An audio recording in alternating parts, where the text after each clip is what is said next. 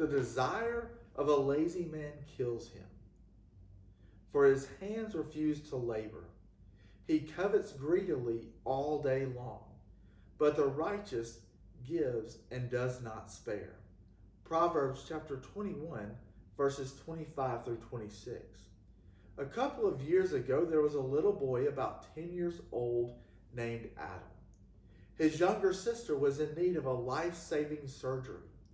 After searching for a match for the blood transfusion, the only person they could find that would work for the transfusion was Adam. Adam's parents and doctors met with him and explained him the best that they could to a 10-year-old boy about what a blood transfusion was and how it would work. So, a little apprehensive, the young man agreed that he would give his sister the life-saving blood that she needed for the surgery. Everything was set up. Adam was lying on the bed, and as the blood started to flow from his body, he looked at his dad and asked, "How long will it be until I die?" This young boy was willing to give without sparing. He was willing to give until he had nothing left to give. Solomon writes in the book of Proverbs, "The righteousness give and does not spare." We all would like to be considered to be part of the righteous of God. All through his word, he gives us snippets and examples of how to be considered part of the righteous.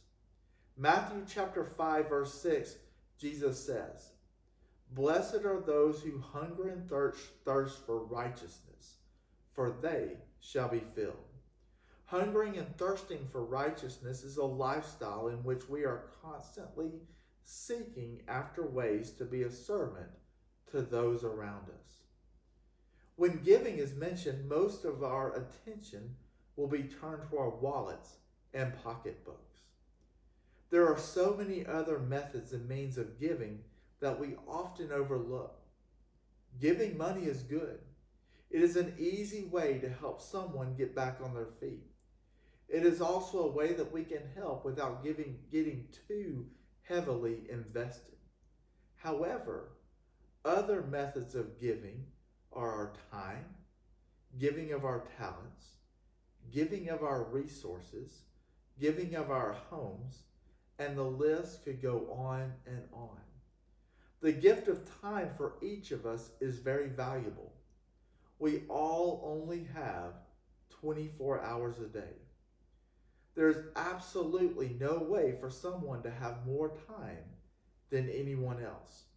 For someone to give of their time, they are giving you one of their assets that is finite.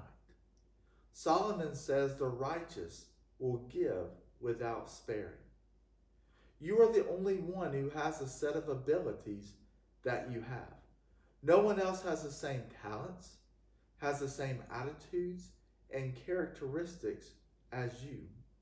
So many times we step back and let someone else take the lead because they may be better at a certain task. They may have the right stature or build, or they may simply know how to word things and say things better. But you and I were given our set of talents and abilities. We need to make sure that we are sharing all of these to their greatest potential. We have also been blessed with material things. There may become a time when we are overtaken with the things that we have because we are more concerned with protecting our investment and protecting the integrity of what we have been blessed with rather than using it. Again, Solomon writes in his proverb, "The righteous gives and does not spare." There will come a time that not sparing means giving to the point that what we consider our investment will be used to its fullest extent and may come out on the other end not in the same pristine condition it was when we started. But giving without sparing may require us to let go of some things in order to pursue the greater good. My challenge to each of us today is to consider the things that we have to give and on an intangible level. What time do we have that we could give? What resources and abilities do we have that we could give to make someone's life and day easier?